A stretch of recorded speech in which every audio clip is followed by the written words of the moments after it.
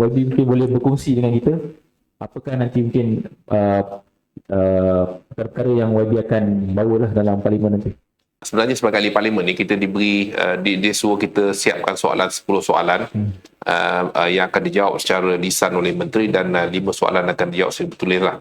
Tapi kali ini sebenarnya kalau isu dalam Tengah Batu ni saya nak fokus sebenarnya ada beberapa isu lah.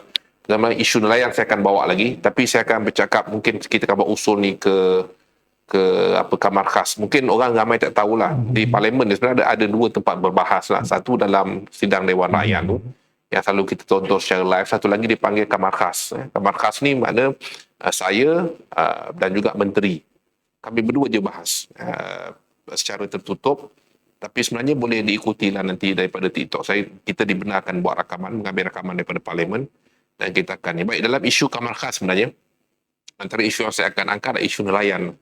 Sebab kalau kita lihat, saya dah bahas banyak kali, tapi jawapan tu saya masih tak dapat satu jawapan yang konkret kerana dia isu nelayan ni di Melaka ni dia tidak hanya melibatkan Kementerian Pertanian dan Keterjamanan Makanan, tapi dia sebenarnya melibatkan juga Kementerian Pengangkutan sebab masalah macam saya kata tadi, masalah konflik antara kapal-kapal yang berlabuh dengan nelayan. InsyaAllah kita akan cuba usul ni, mudah-mudahan kita dapat satu jawapan penyelesaian daripada menteri yang berkaitan lah.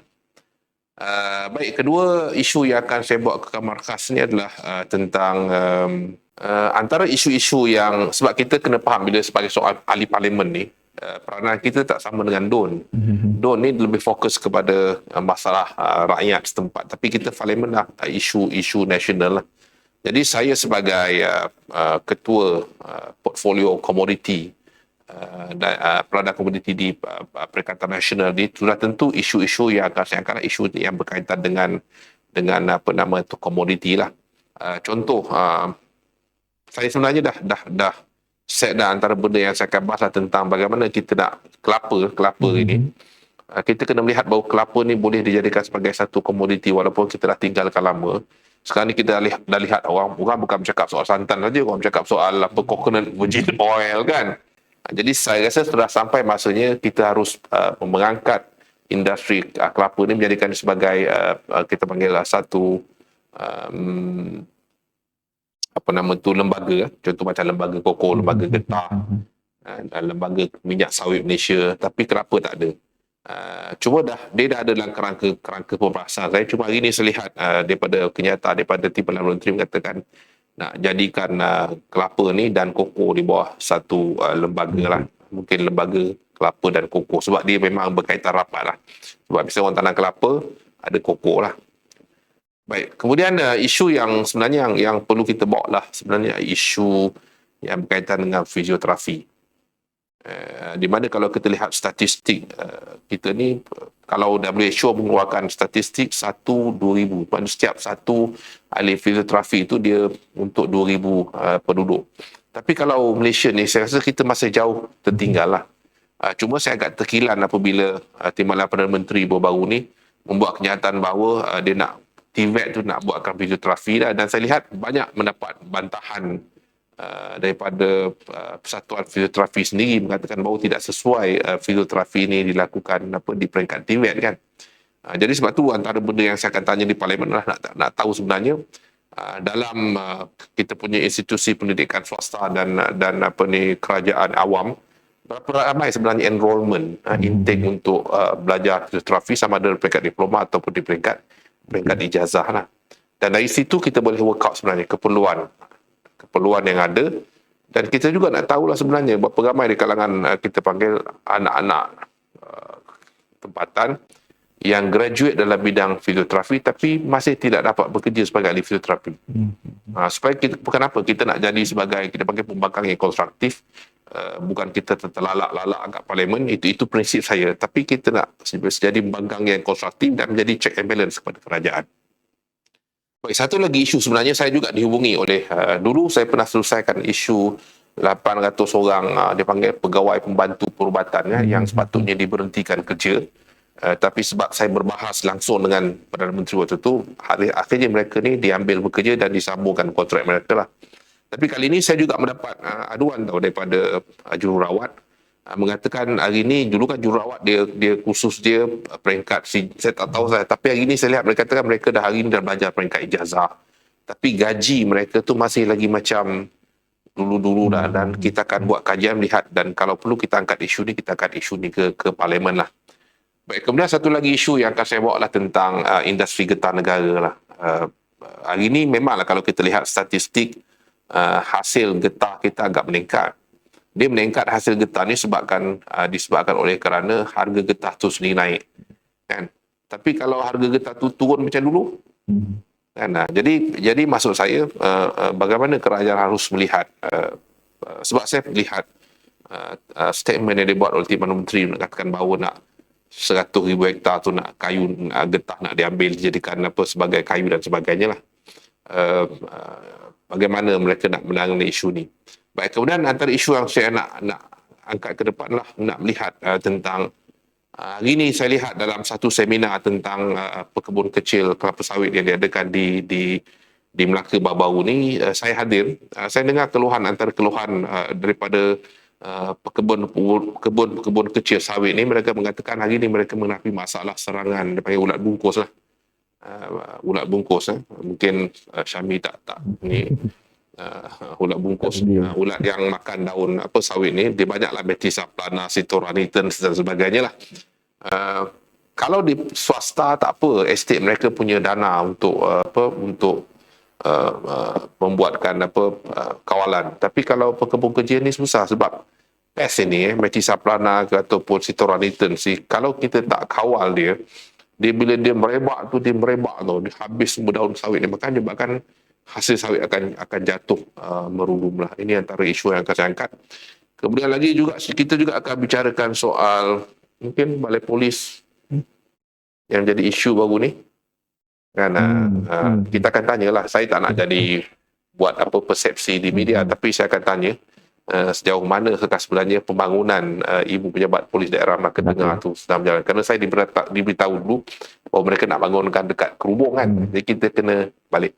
Dan isu lagi yang akan saya buat lah, of course saya kena cek balik, sebab dalam perbahasan saya pertama dulu tentang isu air di Kem Trendak dan juga perumahan dipanggil RKAT, Rumah Keluarga Angkatan Tentera, kan. Dalam parlimen saya ni ada 3-4, jadi kita nak cek balik sejauh mana kita panggil bajet yang diperuntukkan dalam tahun 2004 ni digunakan untuk membaik pulih ataupun menaik taraf perumahan keluarga Angkatan Tentera.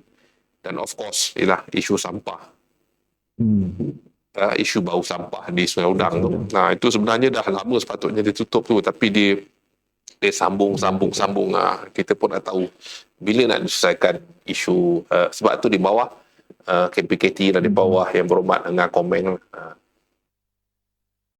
Baik. Jadi saya nampaklah maksudnya persidangan parlimen kali ini kira persidangan yang akan hangat lah. Sebab dulu kan kita macam tengok dulu, tapi nampak kali ini kita dah dapat di parlimen.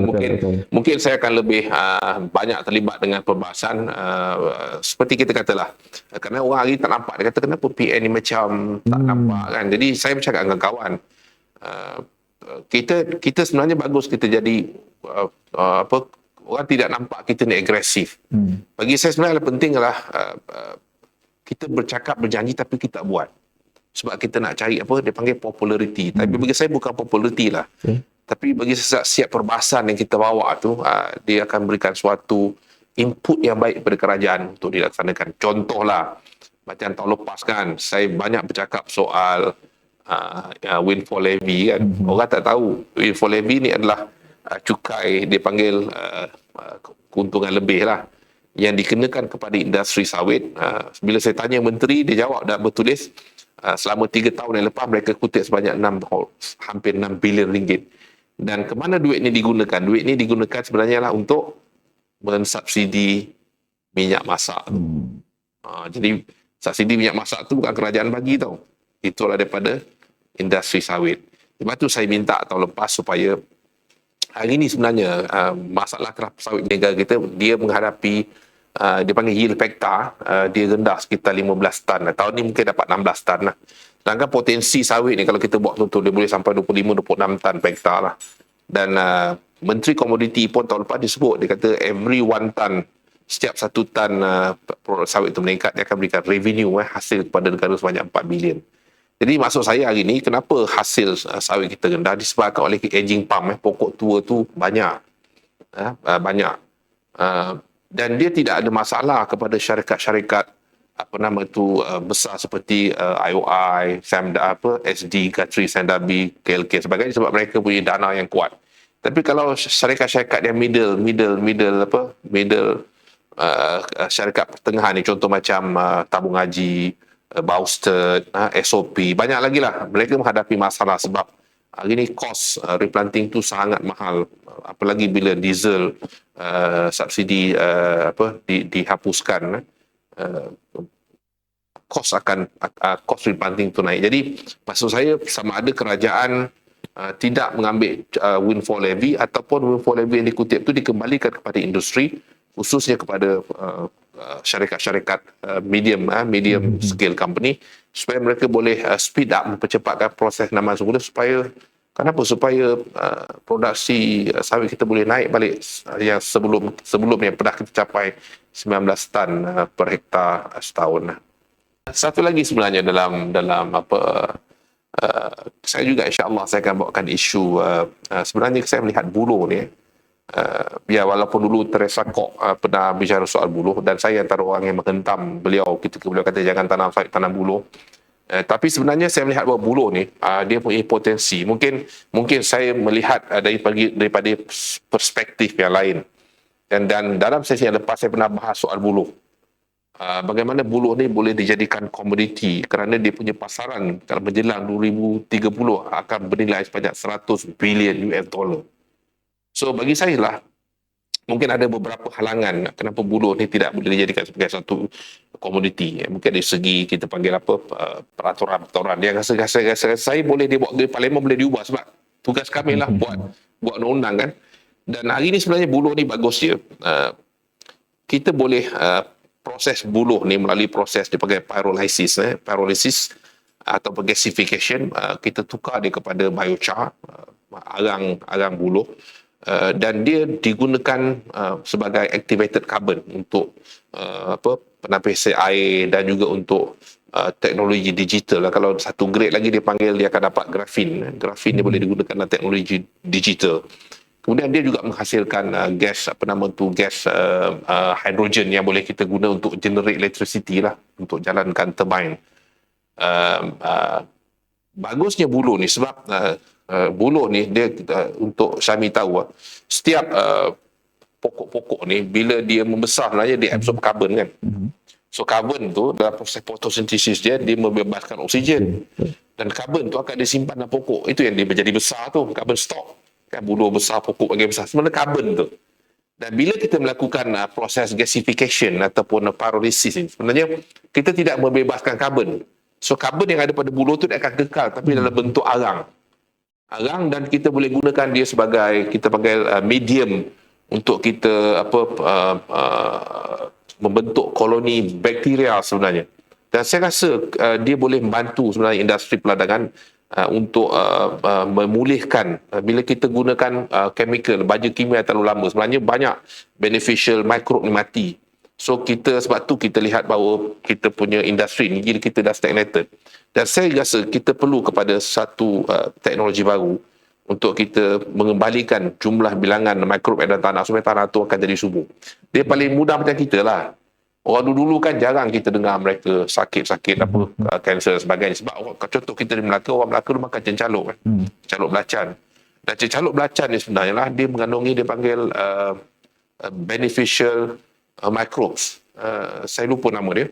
Dan microbe ni sebenarnya dia menolong proses pencernaan kita. Jadi hari ni kita banyak makan dipanggil processed food. Ya kan? Jadi processed food ni dia membunuh all the good bacteria. Menyebabkan itulah kita menghadapi masalah kesihatan. Dia sama juga dengan tanah. Jadi sebab tu kalau orang Melaka kena banyak makan belacan, banyak makan caluk. Orang Pantai Timur makan buru lah, sebab dia mengandungi microbes, beneficial microbes yang menolong proses pencernaan kita lah. Ini antara sangat isu-isu yang yang akan saya angkat supaya orang dapat melihat bahawa Perikatan Nasional ni bukan saja kita melalak-lalak tu kan, tapi kita buat suatu kita bagi komen-komen yang sangat konstruktif dalam kita membina negara bersama lah. Betul. Baik, insya-Allah. Jadi sama-sama kita nantikan YB beraksi di Parlimen nanti, insya-Allah. Jadi insya-Allah saya ucapkan selamat kepada YB dalam persidangan Parlimen nanti. Terima kasih.